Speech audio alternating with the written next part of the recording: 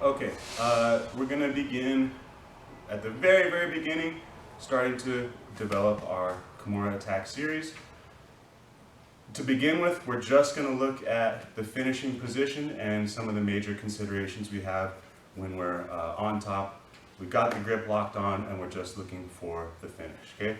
So if my partner's kind of on his side here, okay? So we'll go over a ton of different entries later, but right now we're just going to look at this common position where I've got my partner on his side. I have the Kimura grip.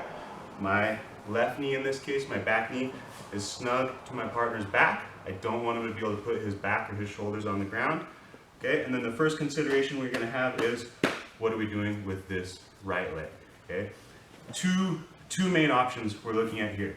One is, like your belt test, to bring the heel all the way over and to peel the arm back. All right, this is great because it also opens up like some triangle attacks later on that we'll look at here.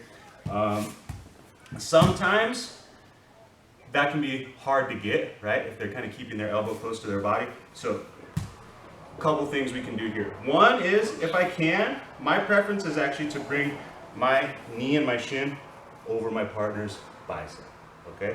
So we always want, our goal is one of those two. The heel coming in and peeling the arm back, or I really like shin over the bicep and my toes and my knee form like a staple, okay? Those are what I'm looking for. Now, the reason we want the control on this arm is actually more about control on the head, okay? I don't want my partner to be able to push on my leg and spin his head out this way. So if you push it, yeah, and start to rip his elbow down to the mat. Boom, he's out, okay?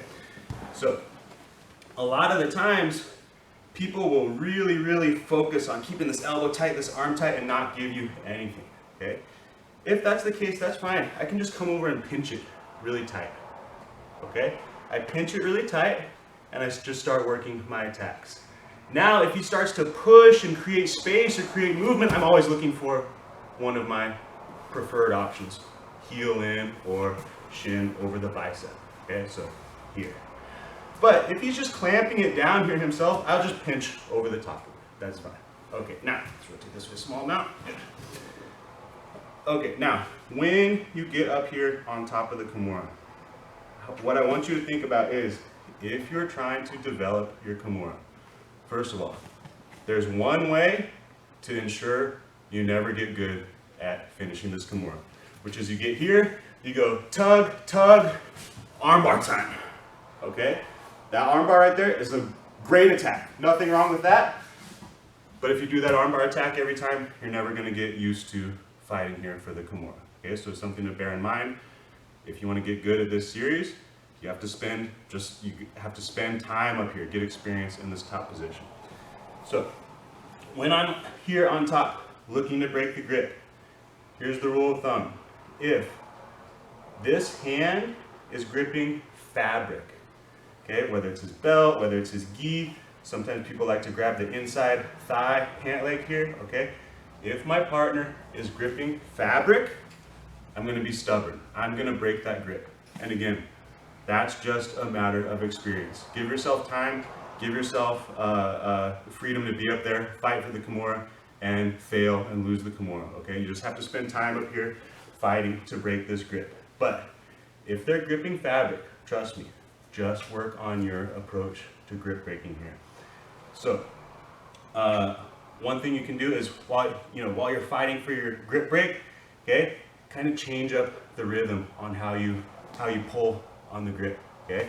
And especially, I like to try a couple times and then I rest. And often when I rest, you'll see your opponent try to adjust their grip to make a different, to make it a little tighter, okay? And that's when you make your attack, okay? Now, the direction of the grip break is not up. It's this way, okay? The direction his grip is going to be weak is where it closes, right? So I pull this way to break the grip, not up. Okay? So when I'm going to break the grip, out to the front, then up and over, okay? Or whether even if it's the inside of the thigh, from here, break there. Now, some other little things to bear in mind when you're breaking grips are, I want my chest close to my partner's elbow and my elbows close to my chest, okay? So I'm not doing this with my arms up here. I make everything compact, so I'm using my whole core, my back, my shoulders, my upper body to make this motion like I'm throwing a hook, okay? A hook like this. Now, one final little thing you can do here is I like to, if they're really stubborn, I get real tight like this, and I'm actually going to be putting my weight through his arm, through my own arm, till my forearm or elbow is kind of grinding into his ribs a little bit, okay? And every time I go to break the grip, I'll kind of bounce on him a little bit, okay? To get a little momentum to it. So I'll kind of bounce on his rib cage there to get the grip break. Now, a common problem we see here is once you get the grip break, right? When you go to put the arm into the finishing position, a lot of times you don't want to hurt your training partner. You're trying to not go too fast. But if your training partner is going too intense, a little bit spazzy, or they're not respecting the fact that you've kind of got them caught here, sometimes they'll kind of take advantage of your politeness a little bit when you're trying to carefully put their arm to the finishing position, and they'll be able to wriggle their way out of there, which is frustrating. So when you have the grip break, right? You're trying to put this arm back here in a way that you're not going to crank your partner. So what I like to do, what I like to recommend when you get this is I can put my partner's knuckles to the small of his back or to his hip bone right here, okay? Nobody is so inflexible that you're gonna hurt their arm like this, okay? Knuckles right to the small of the back or even to the hip bone, okay? When I get here, you're not gonna hurt anybody like that, okay? You can go as hard and fast as you want right there, okay? And now he's not gonna wriggle out and I can start to work for my finish here. So from here, when I go for the finish, I'm going to make sure that equally as much as I'm pushing on the wrist, I'm pulling the elbow into my core as I push on the wrist, okay? So in other words, not moving the whole arm like this. I'm moving the wrist and I'm moving the elbow in the opposite direction, this way, okay? So you see, I'm not leaning far over my partner to get the finish here, okay? Now,